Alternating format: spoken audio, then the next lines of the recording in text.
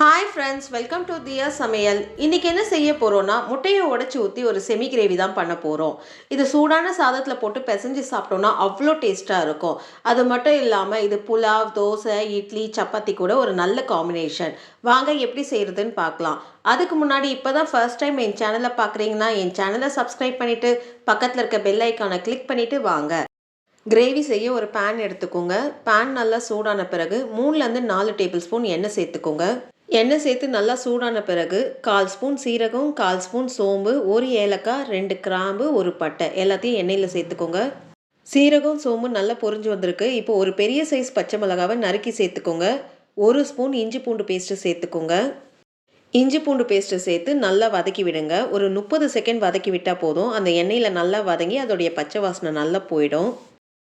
இஞ்சி பூண்டுடைய பச்சை வாசனை போகிற அளவுக்கு நல்லா வதக்கி விட்டாச்சு. இப்போ இதில் 3 மீடியம் சைஸ் வெங்காயத்தை பொடிசா நறுக்கி சேர்த்துக்கோங்க.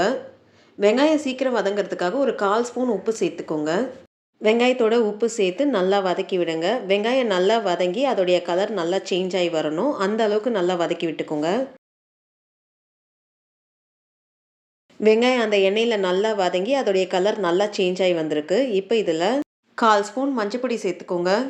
குழம்பு மிளகாப்பொடி 1 டேபிள் ஸ்பூன் கோபுரம் மாதிரி எடுத்து சேர்த்துக்கோங்க. குழம்பு மிளகாப்பொடி இல்லைன்னா வெறும் மிளகாப்பொடி 1 ஸ்பூன், தனியாத்தூள் 1 ஸ்பூன் சேர்த்துக்கோங்க.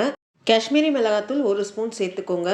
ட்ரை மசாலா தூள் சேர்த்து இந்த எண்ணெய் வெங்காயத்தோட நல்லா கிளறி விடுங்க. ஒரு 30 செகண்ட் நல்லா கிளறி விட்டுக்கோங்க. அடுப்பை லோ ஃப்ளேமில் வச்சு கிளறி விட்டுக்கோங்க. ட்ரை மசாலா சேர்த்து ஒரு 30 செகண்ட் நல்லா கிளறி விட்டாச்சு. இப்போ 3 மீடியம் சைஸ் தக்காளியை பொடிசா நறுக்கி சேர்த்துக்கோங்க. தக்காளி சேர்த்து இந்த மசாலாவோட ஒரு 30 செகண்ட் நல்லா கிளறி விடுங்க.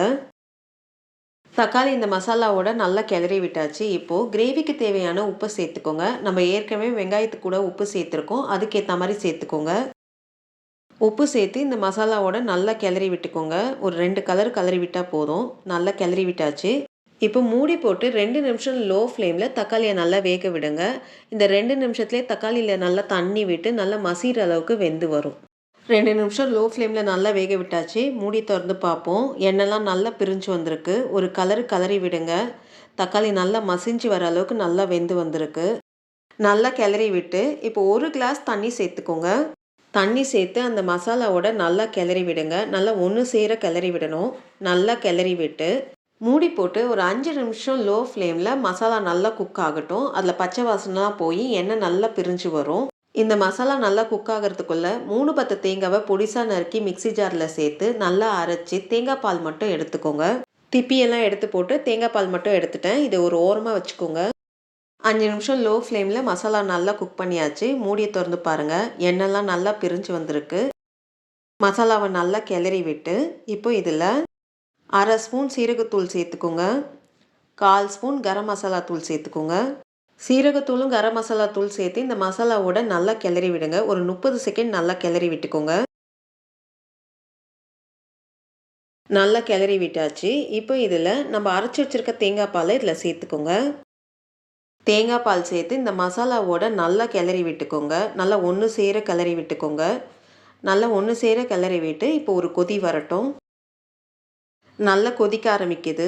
இப்போ ஒரு 2 நிமிஷம் ஹை ஃப்ளேமில் நல்லா கொதிக்க விடுங்க. அப்பப்போ கலந்து விட்டுக்கோங்க. 2 நிமிஷம் ஹை ஃப்ளேமில் நல்லா கொதிக்க விட்டாச்சு.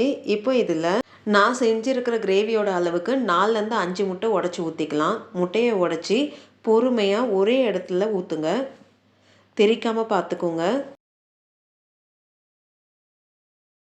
முட்டையை உங்களுக்கு கடாயில் டைரெக்டாக உடச்சி ஊற்ற வரலன்னா இந்த மாதிரி ஒரு கிண்ணத்தில் ஊற்றி பொறுமையாக ஒரே இடத்துல ஊற்றிக்கோங்க.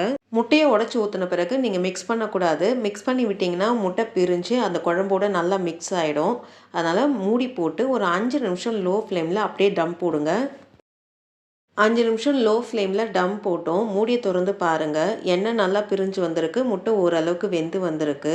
இப்போ ஒவ்வொரு முட்டையாக கொஞ்சம் பக்குவமாக பொறுமையாக திருப்பி போடுங்க.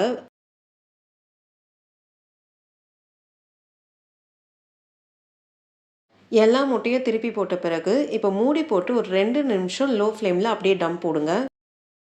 2 நிமிஷம் நல்லா டம் போட்டோம். மூடியை திறந்து பார்ப்போம். எண்ணெய் நல்லா பிரிஞ்சு வந்திருக்கு. முட்டையும் நல்லா வெந்து வந்திருக்கு. கடைசியாக கொஞ்சம் கொத்தமல்லி தூவி அடுப்பு ஆஃப் பண்ணிடுங்க. ரொம்ப டேஸ்டான முட்டை கிரேவி ரெடி ஆயிடுச்சு. இந்த வீடியோ உங்களுக்கு பிடிச்சிருந்தா லைக் பண்ணுங்க, ஷேர் பண்ணுங்க. அப்படியே உங்களுடைய கருத்துக்களை எனக்கு கமெண்ட் பண்ணுங்க. மறக்காம என் சேனலை சப்ஸ்கிரைப் பண்ணிட்டு பக்கத்தில் இருக்க பெல் ஐக்கானை கிளிக் பண்ணுங்க. நன்றி, வணக்கம்.